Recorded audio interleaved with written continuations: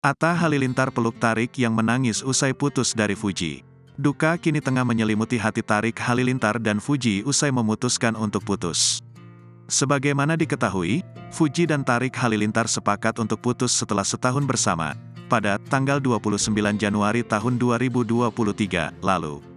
Kendati sudah sepakat untuk mengakhiri kisah cintanya, Fuji dan Tarik Halilintar ternyata sama-sama tak kuasa membendung dukanya. Tangis Fuji dan Tarik Halilintar pecah di pelukan kakak masing-masing.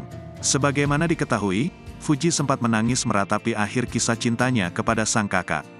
Hal ini sebagaimana yang dibeberkan oleh Franz Faisal belum lama ini. Nangis sih pasti namanya juga putus gitu. Cuma ya gimana, kita bilangin kalau nangis jangan lama, jangan berlarut-larut, kata Franz Faisal. Tak hanya sang adik, rupanya kegalauan itu turut dialami oleh Tarik. Galau, Tarik juga galau. Jadi sama-sama galau, tapi ya semoga baik-baik saja semua, ucap Franz lagi. Kendati begitu, Franz tak bisa memungkiri keputusan adiknya itu begitu disayangkan. Sebetulnya kan sudah setahun, waktu sayang banget. Namun namanya juga pelajaran, pacaran, mau gimana, ujar Franz. Namun, ia tak ingin begitu turut mencampuri hubungan asmara adiknya.